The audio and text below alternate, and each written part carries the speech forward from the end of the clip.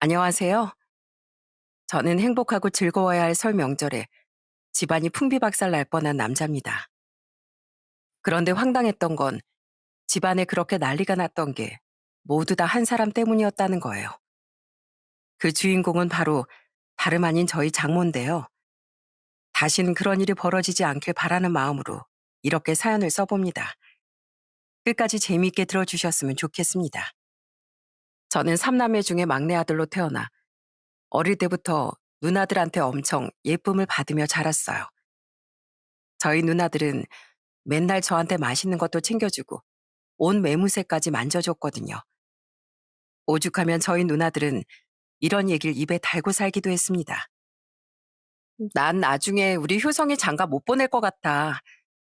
나중에 장가 가고 나면 더 이상 이렇게 챙겨주지도 못하잖아.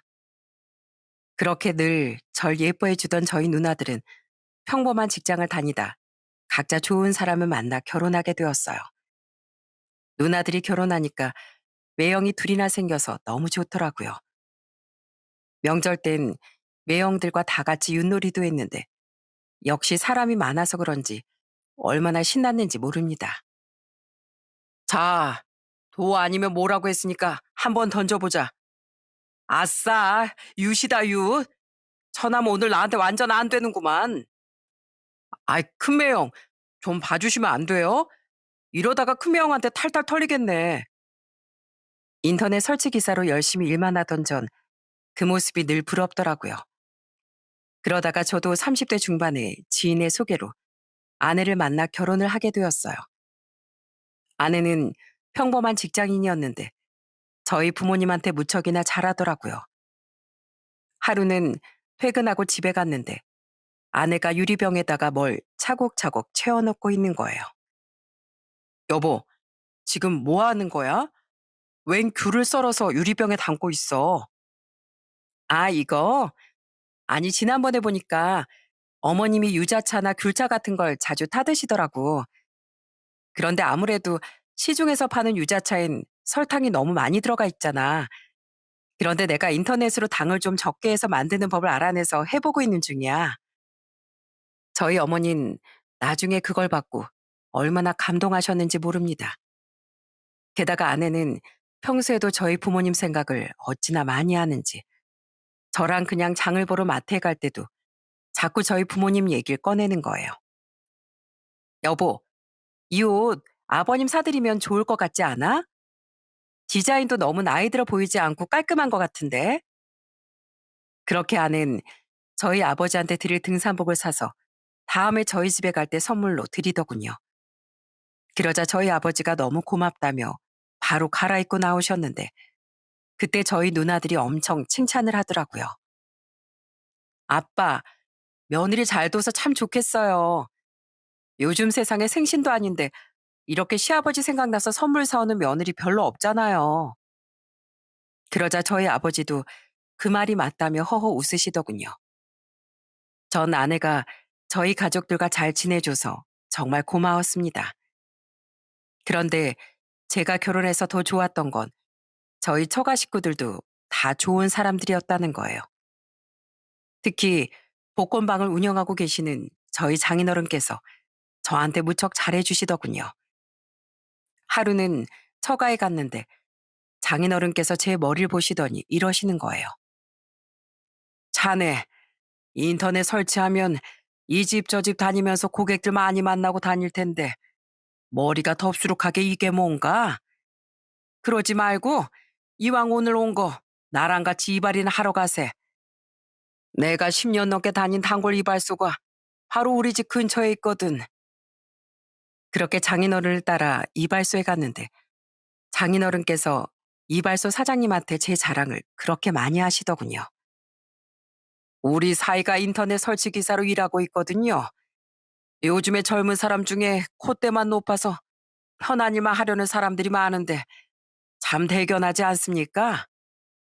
그러니까 우리 사위 어깨 좀 펴고 다니게 머리 좀 멋있게 잘라주십시오. 그런데 저희 처가에 딱 한 명 성격이 좀 유별난 사람이 있었어요. 그건 바로 저희 장모였습니다. 결혼 초기에 장인어른한테 안부 연락을 했는데 장모님도 바꿔달라고 했더니 장인어른이 한숨을 쉬면서 이러시는 거예요. 아유, 자네 장모는 지금 드라마 보느라 바쁘다고 전화를 안 받겠다네. 세상에 사위가 안부 전화했으면 한 번 받을 줄도 알아야지. 어디서 맨날 드라마 핑계를 대고 있어? 그런데 그 이후에도 제가 안부 전화를 할 때마다 장모가 예능 보느라 바쁘다. 친구 만나러 지금 당장 나가야 된다 하면서 자꾸 제 전화를 안 받겠다고 하시더군요. 그래서 전 그냥 장모가 저와 통화하는 걸 별로 안 좋아하시는 줄 알았습니다. 그런데 하루는 처가에서 밥을 먹는데 장모가 시금치 나물을 한 입 드시더니 접시를 들고 일어나 싱크대에 그 시금치 나물을 확 부어버리시는 거예요. 아유, 이놈의 냉장고 성능이 왜 이렇게 그지 같아? 기껏 먹으려고 접시에다 담아놨더니 다 쉬어 빠져가지고 먹을 수가 없잖아. 저는 갑자기 화를 내는 장모를 보고 너무 당황스럽더군요. 그런데 그때 장인어른께서 한마디 하시더군요. 참나, 그러게 평소에 냉장고 정리 좀 하지. 반찬을 냉장고에 넣고 묵혀놓으면 몇 달이 지나도록 그게 멀쩡할 줄 알아? 아니, 당신은 왜 또 참견이야? 안 그래도 기분 더러운데 당신까지 기분 잡치게 할 거야? 그날 전 장모가 조금 욱하는 성격이 있다는 걸 알게 됐습니다. 하지만 저희 아내나 처제, 그리고 장인어른까지 다 좋은 사람들이었기 때문에 그게 큰 문제가 될 거라고는 생각하지 못했어요. 그래서 전 아내와 행복한 결혼 생활을 하며 아들 하나, 딸 하나를 얻게 되었습니다. 이젠 저를 닮은 애들까지 생기니까 하루하루가 너무 행복하더라고요. 하지만 그런 행복도 잠시 제가 결혼한 지 5년쯤 됐을 때 저희 집에 정말 청천벽력 같은 사건이 일어나고 말았어요. 벌써 연세가 70대 후반이 되신 저희 아버지가 갑자기 중풍으로 쓰러지게 되신 거예요. 편마비 때문에 몸도 불편해지셨는데 연세 때문에 약물 치료를 해도 차도가 별로 없을 거라고 하더군요. 그런데 그 후 저희 아버지가 식사를 하실 때마다 팔이 불편해서 자꾸 음식을 흘리시니까 아내가 직접 아버지한테 음식을 떠먹여 드리더군요. 아버님, 불편한데 억지로 드시려고 하지 마시고 제가 떠드릴 테니까 편하게 드세요. 든든하게 식사도 잘 잡수셔야 몸이 튼튼해지죠. 아유, 고맙다, 에미야. 내가 갑자기 몸이 이렇게 되는 바람에 한순간에 아기가 된 것 같구나. 세상에 내가 내 손으로 밥도 못 떠먹게 될 줄 어떻게 알았겠니?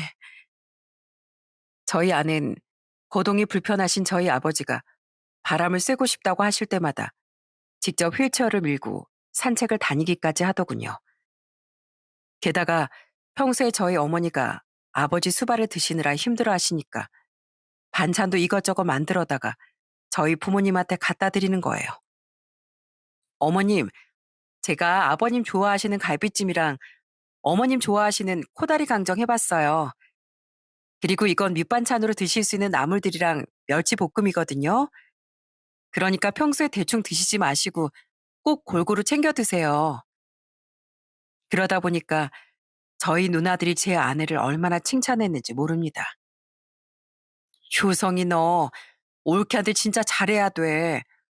세상에 시아버지 아프시다고 이렇게까지 신경 쓰는 며느리가 어딨어. 전 그래서 누나들의 말처럼 아내한테 잘해주려고 정말 많이 노력했습니다.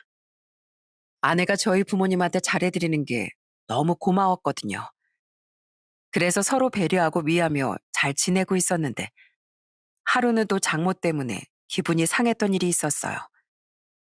장모 생신이 얼마 안 남았을 때 장모가 저한테 무슨 동영상 하나를 보내셨더라고요.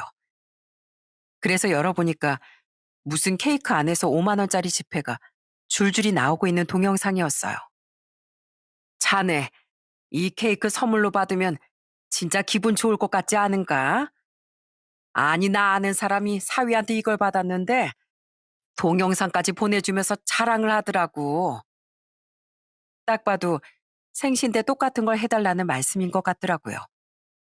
하지만 전 외벌이로 애 둘을 키우는 입장이라 5만 원권으로 하기엔 조금 부담스러웠습니다. 그래서 어쩔 수 없이 10,000원짜리 30장을 넣은 케이크를 장모 생신날 드리게 되었어요. 어머님, 생신 축하드립니다. 거기 꽂혀 있는 거 한번 뽑아보세요. 장모가 잔뜩 기대한 얼굴로 케이크 위에 장식을 잡아당기자 안에서 10,000원짜리가 줄줄이 나오기 시작했습니다. 그런데 옆에서 신나서 박수를 치고 있는 장인어른과 처제와는 달리 장모의 표정이 점점 굳어지는 거예요. 아니, 왜 노란색이 안 나오고 초록색이 나와?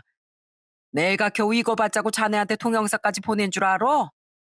아휴, 그래도 생일이라고 좋은 선물 받아보나 했더니 완전 실망이구만. 저희 아내랑 장인어른께서 그래도 성의를 봐서 좋은 척이라도 해주면 안 되냐고 했는데도 끝까지 기분 나쁜 티를 팍팍 내시더군요. 전 그래도 좋은 마음으로 해드린 건데 저렇게 반응을 하시니까 저도 괜히 속상하더라고요. 제가 돈을 좀 더 많이 벌었다면 좋았을 텐데 하는 생각도 들었어요. 그런데 저희 아내도 요즘 저희 생활이 조금 쪼들려서 그런지 자꾸 돈을 벌어보겠다는 얘기를 하는 거예요. 여보, 요즘엔 부동산 같은 걸로 돈 버는 사람도 되게 많대. 그래서 말인데 경기도 쪽에 땅 괜찮은 데 있다고 하는데 내가 한번 정보 좀 알아볼까? 나 그리고 경매 같은 것도 한번 배워보고 싶어. 잘하면 떼돈 벌 수도 있는 거잖아. 뭐라고? 아유, 그런 것도 다 돈 있는 사람들이 하는 거야. 그리고 부동산 투자니 경매니 이런 것도 전문가들이 해야 수익이 나는 거지. 당신이 조금 공부해서 한다고 그게 되겠어? 괜히 그런데 쓸데없이 눈 돌린 생각하지 말고 심심하면 차라리 운동을 하든지 취미 생활을 해. 그 후에도 아내가 자꾸 부동산 책 같은 걸 들여다보길래 제가 그런 거 제발 하지 말라고 말렸습니다. 그랬더니 아내가 그냥 심심해서 보는 거니까 걱정하지 말라고 하더군요. 그렇게 아내와 결혼 생활한 지도 어느덧 7년이 되었을 때 저희 처제가 평범한 직장에 다니는 남자와 결혼을 하게 되었어요. 동서도 처제처럼 참 성격이 좋더라고요.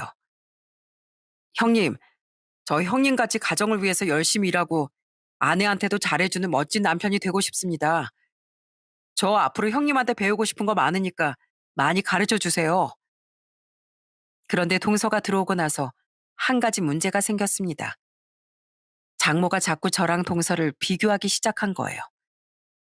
한 번은 동서가 장모 선물로 옷을 사왔는데 그게 조금 가격대가 있는 메이커 옷이더라고요. 장모가 그 옷을 입어보더니 절 째려보면서 이렇게 말씀하시는 거예요. 역시 우리 작은 사이가 최고네. 우리 큰 사이는 옷 같은 걸 사와도 꼭 지 같은 것만 사오거든. 게다가 한 번은 장인 생신이라 제가 한식당을 예약했는데 막상 생신날이 되자 장모가 거기에 가기 싫다며 아예 들어누우시는 거예요. 아니, 왜 하필이면 한식당을 간다는 거야? 내가 오늘은 맨날 먹는 한식 말고 좀 분위기 있는 레스토랑에서 고기라도 좀 썰어보나 했더니만 도대체 이게 뭐냐고.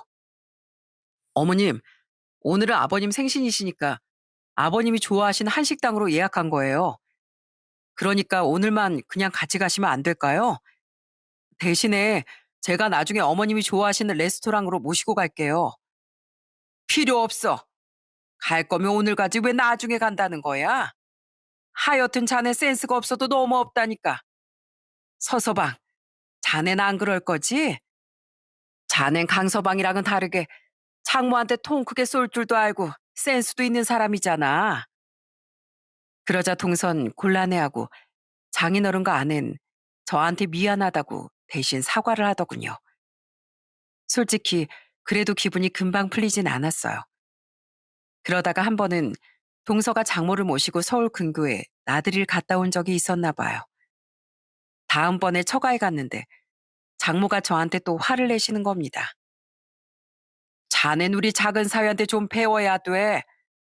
우리 작은 사위는 내가 놀러 가자고 하니까 평일인데도 바로 다음날 회사 휴가까지 내고 날 데리고 다녀오지 않는가. 내가 자네한테 말해봤자 어차피 안 된다고 할 것 같아서 얘기도 안 꺼낸 거야. 네? 평일에 갑자기요? 아유, 전 그렇게 못하는 거 아시잖아요. 차라리 저 쉬는 날 가자고 말씀하셨으면 저도 어머니 모시고 갔죠. 그런데 장모는 저보고 그건 핑계라면서 화만 내시더군요. 솔직히 그래도 장모라고 좋게 좋게 웃으면서 얘기했는데 속이 너무 답답하더라고요. 그런데 안 그래도 하루하루 장모 때문에 스트레스를 받고 있었는데 이번엔 제 아내까지 이상한 행동을 하는 겁니다. 어느 날부터 자꾸 똥마려운 강아지처럼 안절부절 못하고 초조해하더니 저한테 뜬금없는 얘기를 하더라고요.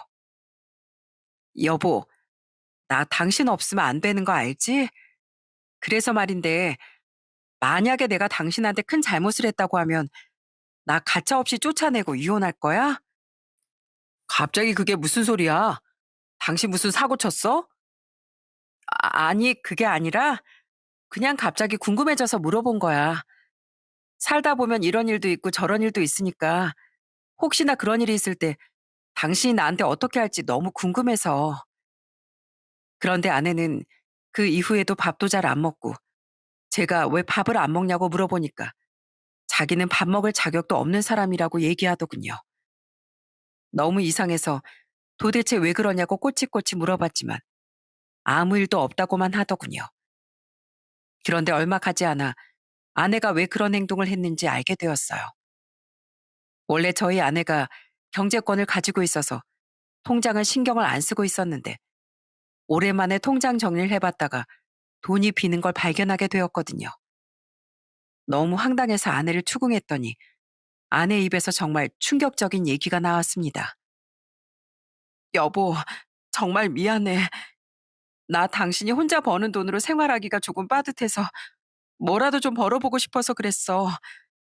건너 건너 알게 된 부동산 업자가 충청도 쪽에 곧 개발 예정의 땅이 있는데 거기에 투자하면 수익을 크게 얻을 수 있다는 거야. 그래서 우리 적금 통장에 있는 돈이랑 카드 대출까지 받아서 4천만 원 정도 투자를 했는데 알고 보니까 그게 개발 예정의 땅도 아니었고 그 부동산 업자가 우리한테 사기친 거였어. 나 말고도 두 명이나 더 그 땅에 투자를 했는데 우리 돈 홀라당 가로채고 그놈이 잠적해버렸단 말이야. 뭐라고? 당신 그걸 지금 알이라고 해? 내가 그러게 그놈의 부동산에 관심 가지지 말라고 얘기했지. 아휴, 내가 정말 못 살아. 당신 때문에 못 산다고. 내가 하지 말랬으면 하지 말았어야지. 그날 아내한테 엄청 화를 냈지만 분이 풀리지 않더라고요. 솔직한 마음으론 이혼을 해야 하나 하는 생각까지 들었습니다. 그런데 안 그래도 아내 때문에 골이 썩고 있었는데 장모가 또 제 속을 뒤집는 사건이 있었어요. 얼마 후 설 명절이라 처가에 갔는데 제가 장모한테 용돈 20만 원을 드렸더니 동서가 결혼 후 첫 명절이라고 100만 원을 드리는 거예요. 그런데 장모가 그걸 받고선 또 저한테 막말을 하기 시작하더군요. 자넨 자네 동서한테 쪽팔리지도 않는가? 자네 동선 장모한테 용돈을 100만 원이나 줬는데 자넨 도대체 20만 원이 뭐야? 어머님, 지금 저희 사정에 그것도 겨우 드리는 겁니다. 사람이 형편에 따라 하는 거지. 왜 돈 가지고 동사하고 비교하고 그러세요? 참나? 여태까지 돈 벌어가지고 장모한테 그깟 100만 원도 못 줄 거면 뭐하러 일을 하나? 그리고 자네 요즘에 물가가 얼마나 많이 올랐는 줄 알아? 물가가 오르면 그만큼 용돈도 올려줘야지. 어디서 똑같은 금액을 계속 주고 있어? 자네가 지금 우리 딸이랑 결혼한 지 8년이 다 돼가는데 8년 전에 20만 원 줬으면 지금은 50만 원은 줘야 될 거 아니야? 어머님, 제가 안 드리고 싶어서 안 드리는 게 아니잖아요. 저 안 그래도 요즘 힘든데 제발 이러지 좀 마세요. 힘들긴 뭐가 힘들어. 힘들어도 이 땅 코딱지 같은 용돈 받은 내가 힘들지. 자넨 큰 사이면 제발 큰 사이답게 행동해. 우리 작은 사이 하는 거 눈꽃만큼이라도 닮아보라고. 아휴, 내가 진짜 자네 때문에 짜증나서 못 해먹겠네. 이까지 떡국도 필요 없으니까 당장 치워버려. 장모는 그렇게 말하더니 또 그 욱하는 성질을 못 이기고 상에 있던 떡국을 확 엎어버리더군요. 저는 그 순간 너무 화가 나서 눈이 확 돌아버렸습니다. 여태까지 장모가 저한테 함부로 해도 계속 참았는데 용돈 때문에 떡국까지 엎어버리는 걸 보니까 더 이상 참을 수가 없었어요. 아, 이렇게 나오신다 이거죠? 네, 알겠습니다. 안 그래도 이 사람이랑 이혼해야 되나 말아야 하나 고민하고 있었는데 어머님 덕분에 더 고민할 필요 없이 깔끔하게 이혼하겠네요. 그러니까 저 말고 다른 잘난 사이 한번 들여보세요. 누가 올지 모르겠지만은요. 저는 그렇게 말하고선 자리를 박차고 일어나 버렸어요. 그러자 저희 아내가 사색이 돼선 장모한테 소리를 치더라고요. 엄마, 진짜 미쳤어요? 엄마 때문에 나 이혼당하면 책임질 거냐고요. 내가 진짜 엄마 때문에 못 살아.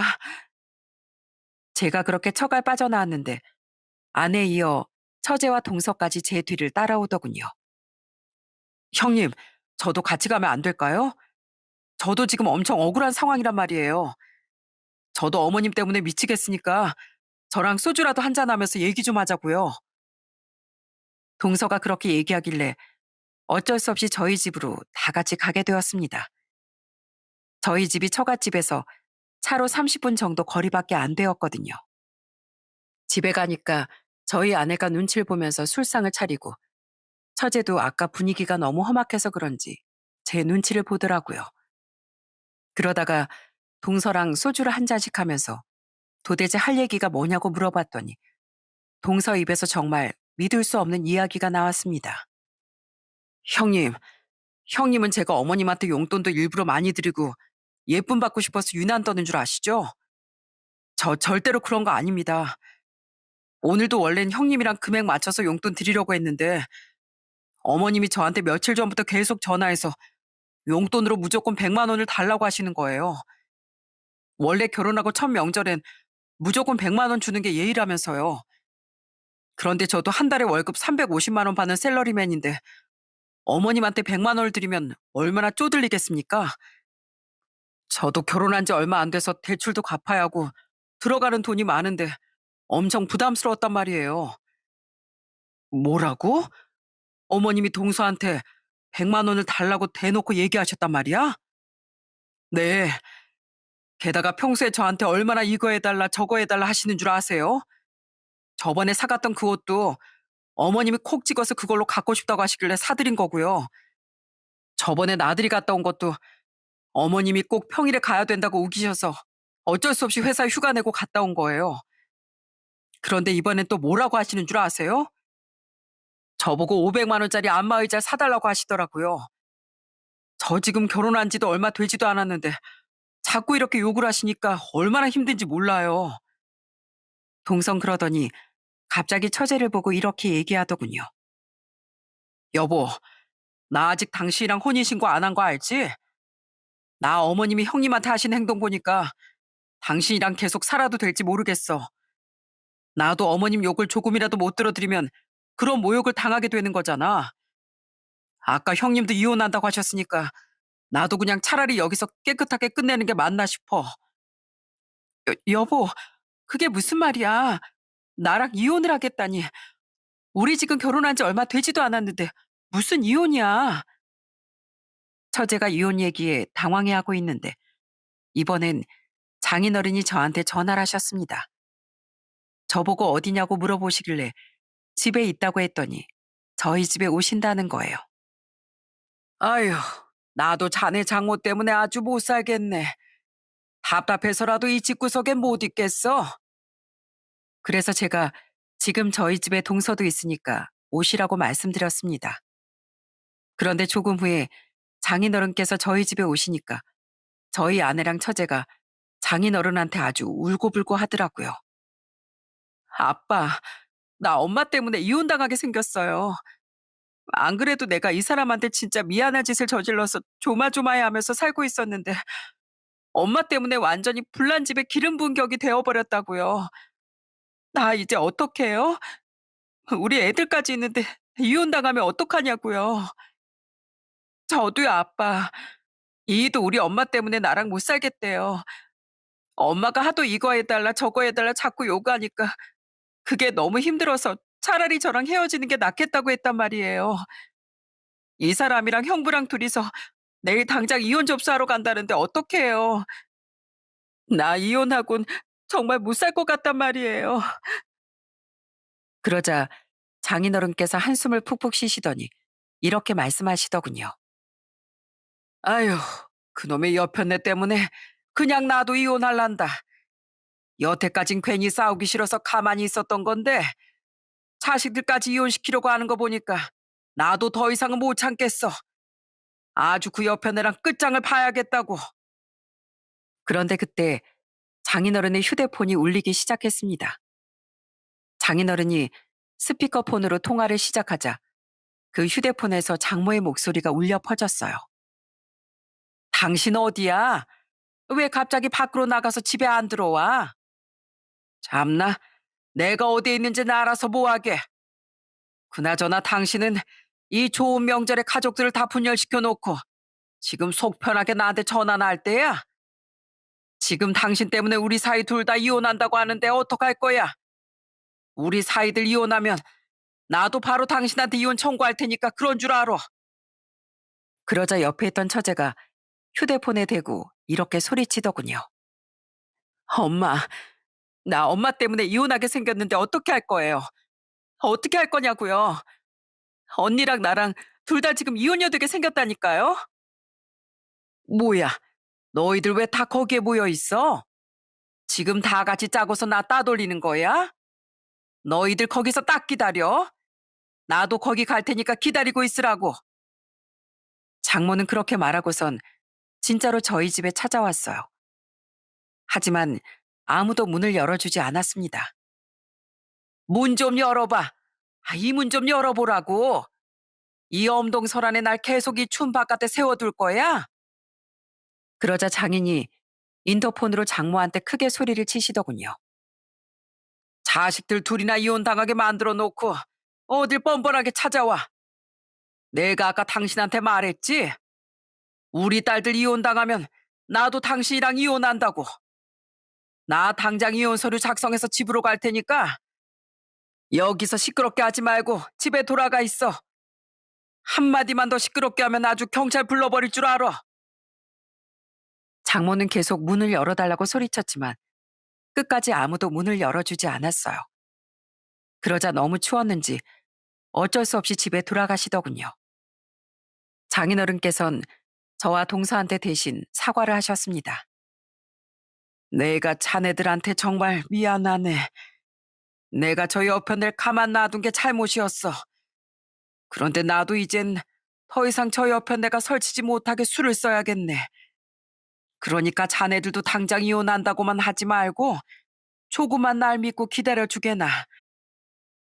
그렇게 장인어른께서 돌아가신 후 전 일단은 장인어른의 말을 믿고 기다려보기로 했습니다. 그 와중에 아는 하루가 멀다 하고 계속 저한테 미안하다고 사과를 하더라고요. 솔직히 그때까진 어떻게 해야 될지 판단이 잘 서지 않았어요.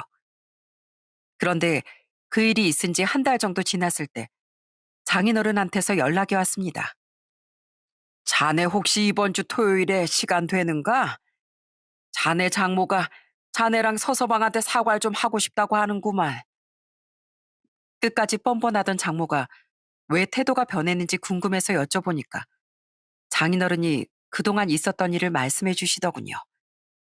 알고 보니까 장인어른께서 그날 이후로 장모한테 생활비를 싹 끊어버리고 통장 비밀번호도 바꾼 데다 장모가 쓰던 장인의 카드도 분실 신고를 해버렸대요. 그러자 처음엔 장모가 생활비를 달라고 졸랐다고 합니다. 당신 진짜 치사하게 이럴 거야? 내가 집에서 살림하는데 생활비는 줘야 될 거 아니야. 살림은 무슨 맨날 밖에 나가서 놀기만 하고 애들한테 쓸데없이 선물이나 요구하는 사람이 무슨 생활비가 필요해? 나 당신한테 생활비 같은 거 줄 생각 없으니까 내가 당신한테 준 이혼 신청서에 도장이나 찍어. 게다가 장모가 거실 소파에 누워서 좀 쉬려고 하면 힘으로 밀어내면서 이렇게 말씀하셨다고 하더군요. 어디서 돈 한 푼 안 벌어본 여편 내가 산 소파에 편하게 들어 누워 있어? 당신이 잘 모르나 본데 이 집에 당신 돈으로 산 거 하나도 없어. 그러니까 여기서 빈둥댈 생각하지 말고 지금 입고 있는 그대로 맨몸으로 나가. 심지어 장인어른께선 맨날 황혼 이혼에 대한 유튜브를 TV로 크게 틀어놓고선 일부러 장모 들으라고 큰 소리로 맞장구를 치셨대요. 그럼 저딴 여편네랑 살 바엔 남은 인생이라도 이혼하고 편하게 살아야지. 세상에 저렇게 성질 더럽고 욕심 많은 여편네랑 40년 넘게 같이 산 저 양반이 참 대단하네. 저런 여편넨 나이 들어서 이혼당해가지고 아주 구질구질하게 살아야 돼. 당신 지금 그거 나 들으라고 하는 소리야? 뭐야, 왜 아직도 우리 집에 있어? 내가 이혼 신청서에 도장 찍으라니까 아직도 안 찍은 거야? 내가 이혼 신청서에 도장을 왜 찍어? 내가 이 나이에 당신이랑 이혼하면 어딜 가라고? 어딜 가든지 말든지 내 알 바 아니고 세상에 애미가 돼서 자식들 인생 망쳤으면 책임질 생각을 해야 되는 거 아니야? 난 우리 사위들이 당신 용서해주기 전까진 당신 사람 취급할 생각 없어. 그러니까 우리 사위들한테 가서 싹싹 빌던지 아니면 지금 당장 이혼 서류에 도장 찍던지 해. 둘 중에 하나만 하라고. 얘기를 들어보니 한 달 동안 장인어른이 장모를 아주 쥐잡듯이 잡으셨나 보더라고요. 근데 처음엔 뻔뻔하게 나가던 장모가 장인어른이 계속 이혼하겠다는 뜻을 굽히지 않으니 큰일 났다 싶었나 봐요. 결국엔 저와 동서한테 사과하고 싶다고 하길래 저희 집에서 다 같이 모이게 됐습니다. 자네, 내가 정말 미안하네. 내가 자네한테 그러면 안 됐었는데 내가 욕심이 너무 많아서 그랬어. 다른 집 사이들은 장모님 하면서 애교도 부리고 평소에 안부 전화도 많이 하는데 자넨 성격이 좀 무뚝뚝하지 않은가. 그래서 자네가 날 싫어하는 줄 알고 일부러 더 심통 부리고 못 살게 굴었던 거야. 제가 안부 전화하는 거 싫어하는 건 어머님 아니셨습니까? 제가 전화 드릴 때마다 드라마 본다, 예능 본다 하면서 제 전화 받기 싫어하셨잖아요. 그리고 제가 비록 그렇게 애교 있는 성격은 아니지만 그래도 어머님한테 할 만큼은 했다고 생각합니다. 때마다 선물도 사다 드리고 주말에도 자주 찾아뵀었잖아요. 그런데 어떻게 어머님이 원하는 수준만큼 못 해드렸다고 저한테 그렇게 막대하실 수가 있으십니까? 내가 사위 욕심이 있어서 그랬어. 다른 집 사위들은 돈도 잘 벌고 비싼 선물도 턱턱 해준다길래 나도 똑같이 받고 싶어서 그랬지. 그런데 자네가 혼자 힘들게 일하면서 애 둘까지 먹여 살리는 거 뻔히 알면서 내가 너무 내 생각만 했네. 내가 몸만 늙었지 정신 연령이 5살짜리 어린애였나 봐. 그러자 옆에 있던 아내가 펑펑 울면서 장모한테 이렇게 얘기하더군요. 엄마, 내가 엄마 때문에 얼마나 미칠 뻔한 줄 알아요? 나 안 그래도 이 사람 몰래 4천만 원이나 사고를 치는 바람에 안 그래도 이혼당하기 직전이었단 말이에요. 근데 엄마가 거기서 기름까지 부어버리면 어떡해요? 아주 딸을 이혼시키고 싶어서 작정한 거냐고요. 뭐? 4천만 원이나 사고를 쳐? 아휴, 그런 일이 있었으면 진작에 나한테 얘기를 했어야지. 난 그런 줄도 모르고 용돈 20만 원밖에 안 줬다고 화낸 거잖아. 그런 일이 없었어도 용돈 가지고 화내면 안 되는 거였죠. 엄만 용돈 받고 싶어서 날 결혼시킨 거예요? 내가 이 사람이랑 행복하게 살길 바래서 결혼시킨 게 아니라 사위한테 뭐 하나라도 뜯어먹고 싶어서 결혼시킨 거냐고요. 그러자 이번엔 옆에 있던 처제까지 장모를 원망하기 시작하더군요. 그래 엄마, 여태까지 형부한테 그렇게 못되게 굴었으면서 이젠 이 사람한테까지도 이거 해달라 저거 해달라 맨날 요구했잖아요. 이 사람도 얼마나 그걸 못 참았으면 저한테 이혼하겠다는 말을 했겠어요. 엄만 진짜 엄마밖에 모르는 사람이에요. 엄마 때문에 딸 자식들 다 이혼당해도 상관없는 사람이라고요. 처제까지 그렇게 얘기하자 장모가 눈물을 뚝뚝 흘리며 모두에게 사과를 하기 시작했어요. 내가 정말 미안하다. 내가 어른으로서 그랬으면 안 됐었는데 너무 못난 짓을 많이 했구나. 서서 봐. 내가 그동안 자네한테 무리한 요구 많이 했던 거 정말 사과하겠네. 나도 남들한테 자랑 좀 해보고 싶어서 자네한테 그랬던 거였어. 그런데 자네가 나 때문에 우리 딸이랑 이혼까지 하고 싶다고 얘기하는 걸 보니까 내가 그동안 얼마나 심했는지 이제 알 것 같네. 나 이제 다시는 안 그럴 테니까 제발 우리 딸이랑 이혼하지 말아주게. 그리고 강서봐, 내가 자네한테 제일 미안하네. 혼자서 처자식 먹여 살리면서 우리 딸이 사고 친 것도 참고 있었는데 내가 그런 자네한테 못할 짓을 너무 많이 했어. 장모가 고개까지 푹 숙이며 그렇게 말씀하시는 걸 보자 빈말로 하는 말씀은 아닌 것 같더라고요. 그래서 저도 잠시 고민을 하다가 이렇게 얘기했습니다. 어머님, 전 어머님이 가족을 돈으로 차별하지 않고 가족들을 존중하는 분이 되셨으면 좋겠어요. 그런데 어머님은 평소에 맨날 마음대로 행동하시고 욱하는 성격을 못 참아서 집안에 분란을 일으킬 때도 많으셨잖아요. 그리고 제가 나름 최선을 다하는데도 성이 안 찬다고 저한테 막말도 많이 하시고요. 세상에 그렇게 행동하는 어른을 누가 존경하겠습니까? 전 어머님이 집안의 어른으로서 충분히 존경받으실 수 있는 분이라고 생각하는데 왜 스스로 본인의 가치를 낮추시는지 모르겠어요. 자네 말이 맞네. 내가 그래도 어른이면 어른답게 행동했어야 되는데 그러지 못해서 이렇게까지 되고 만 거야. 내가 이기적이고 생각이 짧아서 이 사단을 만든 거라고. 그러니까 앞으로는 그러지 않으시면 되잖아요. 저요. 그래도 자식이 둘이나 있는 가장으로서 이혼 그렇게 쉽게 생각하지 않습니다. 솔직히 이 사람도 사고를 치고 어머니까지 그렇게 하시니까 이혼하고 싶은 마음이 들었던 것도 사실이지만 어머님이 다시는 안 그러겠다고 하시니까 저도 이혼은 그냥 보류하는 걸로 하겠습니다. 그러니까 제발 오늘 말씀하신 거 꼭 지켜주셨으면 좋겠어요. 알겠네. 내가 무조건 자네 말대로 하겠네. 나 다신 자네들한테 함부로 하거나 쓸데없이 욱하는 일 절대 없을 거야. 그러자 이번엔 동서도 장모한테 한마디 하더군요. 어머님, 저도 형님이랑 똑같은 생각입니다. 지금 당장 이혼은 안 하겠지만 만약에 앞으로 이런 일이 또 생긴다면 전 다신 장모님하고 안 보고 살 거예요. 그러니까 저희한테 함부로 말씀하시지 마시고요. 무리한 선물도 요구하지 마시고 저희가 드리는 선물 좋은 마음으로 받아주셨으면 좋겠습니다. 어머님이 지금까지 하셨던 것처럼 계속 그렇게 하시면 어디 부담스러워서 올 수나 있겠습니까? 알았네. 내가 다시는 자네들한테 선물 같은 거 요구하지도 않겠네. 선물 주는 것만으로도 감사하게 생각해야 되는데 내가 그동안 너무 욕심이 많았어.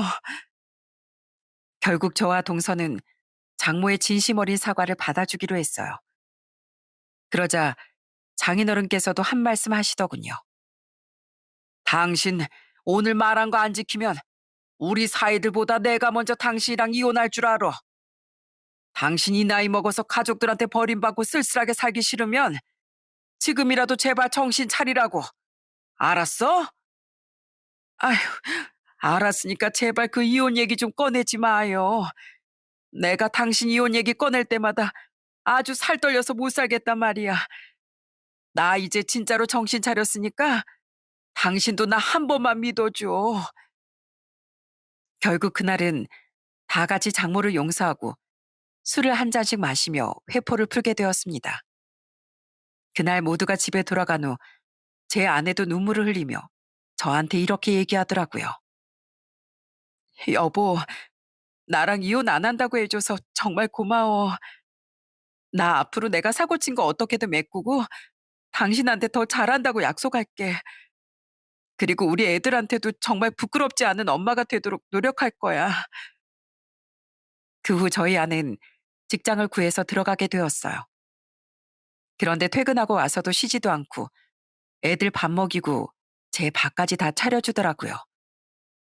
게다가 안 그래도 일하느라 바쁜데 그 와중에도 저희 부모님 갖다 드린다고 또 반찬을 만들고 있는 거예요. 여보, 이제 당신 예전처럼 집에만 있는 사람 아니고 직장 다니는 사람이니까 이런 거 그만해도 돼. 당신도 일하느라 피곤하잖아. 아니야. 그래도 원래 내가 했었으니까 계속 해야지. 그리고 아버님은 몸도 불편하신 데다 어머님은 아버님 돌보시느라 엄청 힘들어 하시잖아. 그러니까 한 살이라도 젊은 내가 이런 거라도 해야 되는 거 아니겠어? 아내는 돈도 어찌나 아껴 쓰는지 1,000원 한 장 쓴 것까지 다 저한테 보고를 하더라고요. 여보, 미안해. 내가 웬만하면 회사 탕비실에 있는 커피 믹스를 먹으려고 했는데 오늘 직원들이 다 같이 커피 사러 가자고 해서 어쩔 수 없이 커피 한 잔 사 먹었어. 돈 한 푼 아껴 써야 되는데 비싼 커피 사 먹어서 미안해. 아휴, 뭘 그런 것까지 사과라고 그래. 가끔씩 커피 한 잔 사 먹는 걸로 뭐라고 안 하니까 그런 걸로 제발 미안해하지 마. 그런데 아내가 제 앞에서 맨날 기죽어 있는 걸 본 저희 누나들이 궁금해서 아내한테 왜 그러는지 물어봤나 봐요. 그런데 아내가 그걸 숨기지도 않고 그대로 다 말했다고 하더군요. 그런데 그 얘기를 들은 저희 누나들과 부모님이 절 불러놓고 이렇게 얘기하는 거예요. 효성아, 이제 그만하면 됐으니까 올케 이제 용서해주고 어깨 좀 펴고 살게 해줘라. 그래도 올케가 그동안 우리 집에 얼마나 잘했니? 올케가 그동안 한 거 생각하면 그 정도 눈 감고 넘어가 줄 수도 있는 거잖아. 그래, 효성아. 애미가 잘못하긴 했다만 그래도 일부러 그런 건 아니니 그냥 마음 편히 가질 수 있게 좀 해줘라. 애미가 사고 친 4천만 원 차라리 내가 갚아줄 테니까 속 시원하게 용서 좀 해줘. 아니, 무슨 그 돈을 어머니가 준다고 그러세요. 저 그 돈 안 주셔도 돼요. 그리고 전 이미 저희 와이프 용서했는데 그 사람이 괜히 저한테 미안해서 그러는 거예요. 그러니까 너무 걱정하지 않으셔도 돼요. 사실 저희 아내가 잘못을 뉘우치고 반성하는 모습을 보이지 않았다면 저도 그냥 이혼을 했을지도 모릅니다.